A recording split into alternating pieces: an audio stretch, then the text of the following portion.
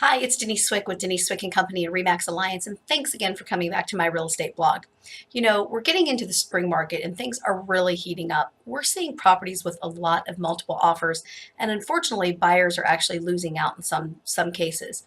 So I wanted to talk quickly with you about what's the best ways to make your offer the absolute best and stick out to the seller so that you can get the house that you really want. First of all, the easy answer is price. In a hot market, when there's multiple buyers vying for one particular property, a lot of times it's best to offer the highest price. And that means even if you have to go over the current asking price, because that's all it is an asking price. Sometimes it sells lower, sometimes they go higher, depending upon the market competition for it. Remember, most loans also are subject to appraisal. So if the house doesn't appraise, then you still don't have to buy it at that much higher or at that higher value. So there's other terms and conditions, however, besides price that may make your offer more valuable in the eyes of a seller, get you a better deal, and more importantly, the house that you want. First is leave stuff out. And when I say stuff, I mean personal property. You're buying real estate. Oftentimes, buyers will want lawnmowers and hot tubs and things that really aren't part of the real estate. There's two issues with that. First is most mortgages won't allow those to be involved. They consider that chattel and not part of the deal.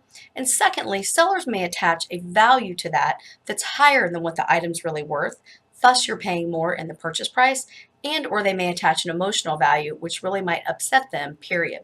Trust me, I've seen it happen.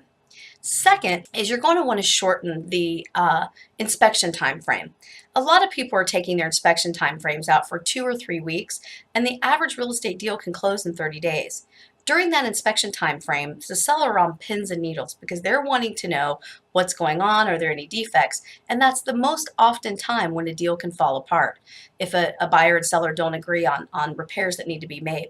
So the sooner you get your inspections done, the faster you can negotiate the inspection process, and the quicker you can make the seller feel more comfortable that you're going to get closed, and that will actually help you, potentially get the property as well.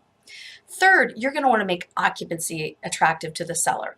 So if you think about it from a seller's point of view, I mean, you're excited about getting in your home, and I get it. However, a seller is scared up until the day of closing that it's actually going to close in most places. So if you put your seller hat on when you're trying to buy the property and make it a win-win for both of you, to look at maybe 24 hours or 48 hours as opposed to at closing to just give that seller a little bit more of a comfortable feeling so that they know it's closed before that they move. And finally, and most importantly, a lot of people don't even realize that there's a difference between a pre-qualification and a pre-approval. A pre-approval is a much higher guarantee that a buyer is going to be able to actually purchase the property. Pre-qualification means nothing more than a lender's talked to you over the phone or maybe in person. They've pulled your credit, so you're credit worthy, and they're going on what you tell them that you make. Well, unfortunately, sometimes what we think we make and what shows up on our tax returns or our W-2s isn't exactly what we actually make. And so oftentimes a pre-approval letter as opposed to a pre-qualification letter will get you the deal.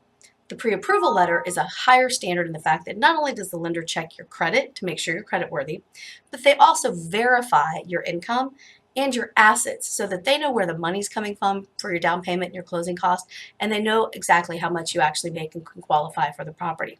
So there's many more things that you can do and that we do to put the best foot forward for our buyers. Currently, year to date, we've helped over 30 buyers buy a home. We'd love the opportunity to help you too.